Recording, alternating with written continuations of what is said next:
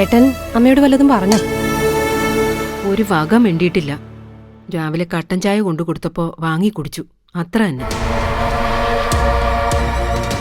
പാവം, അവൻ ആദ്യമായിട്ടാ ഇങ്ങനൊരു കാര്യം നമ്മളോട് പറയുന്നത്. അമ്മ പറഞ്ഞു വരുന്നത് എനിക്ക് മനസ്സിലായി, പക്ഷെ അത് നടക്കില്ല അമ്മ.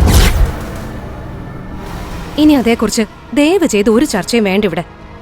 അവൻ ആ പെൺകുട്ടിക്ക് വാക്ക് കൊടുത്തു കാണും, അതാണ് പ്രശ്നം. വാക്കൊന്നും മാറണ്ടെന്നേ. ഏട്ടന്റെ കൂടെ ജീവിക്കണമെങ്കിൽ 1-2 വർഷം കാത്തിരിക്കാൻ പറ ആ കുട്ടിയോട്. ആത്മാർത്ഥ ബന്ധമാണെങ്കിൽ 2 ആളും കാത്തിരുന്നോളൂ.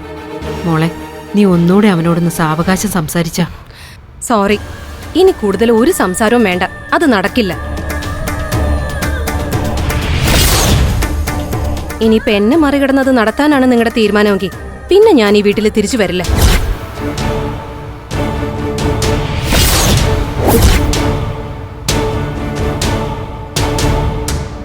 എനിക്ക് യാതൊരു സ്വാർത്ഥതയില്ലാതെ ഈ കുടുംബത്തിന്റെ നല്ലതിനു വേണ്ടിയാ ഞാൻ ഇതൊക്കെ പറയുന്നേ.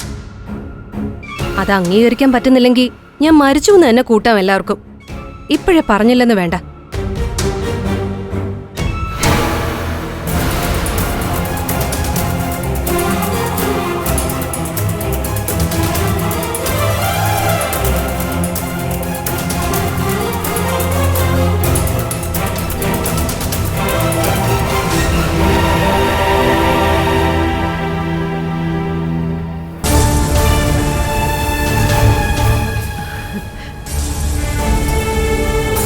നീ ഇവിടെ ഉണ്ടായിരുന്നോ?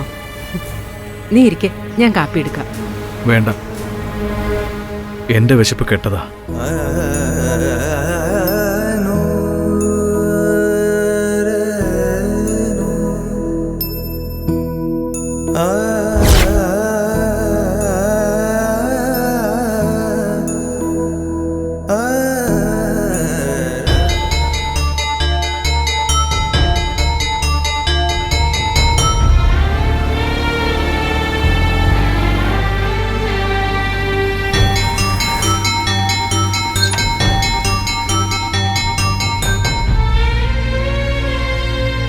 ഈശ്വര, രോഹിണിയോട് എന്ത് പറയും ഞാൻ?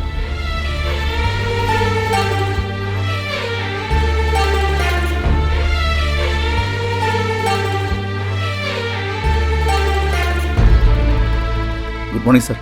Good morning. Good morning sir. Good morning. Rohini വന്നില്ല ഇതുവരെ? ഇല്ല സർ, അവളിനി വരില്ലെന്നാ പറഞ്ഞത്. വരുന്നില്ലെന്നോ? അതെ, സാറിനോട് പറഞ്ഞില്ലേ അവള്? ഇല്ല. എന്നെ ഫോൺ വിളിച്ചിരുന്നു, നാട്ടിലേക്ക് തിരിച്ചു പോവാന്നാ പറഞ്ഞത്.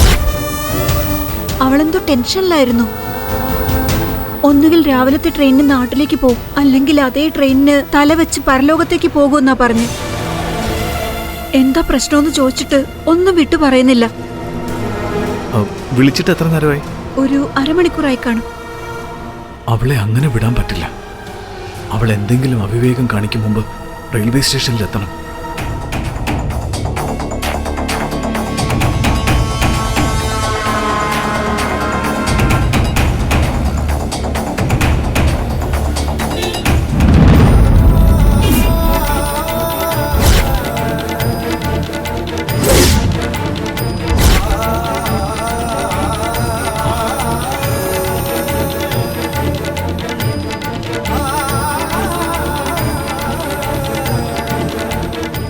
ഫ്ലവേഴ്സ് ടിവിയുടെ സ്മാർട്ട് ഷോയിൽ പങ്കെടുക്കാൻ നിങ്ങളെ ക്ഷണിക്കുന്നു. ഉടൻ തന്നെ ഈ നമ്പറിലേക്ക് വിളിക്കുക. 7593829838. ഫ്ലവേഴ്സ് സ്മാർട്ട് ഷോ ഉടൻ വരുന്നു ഫ്ലവേഴ്സ്.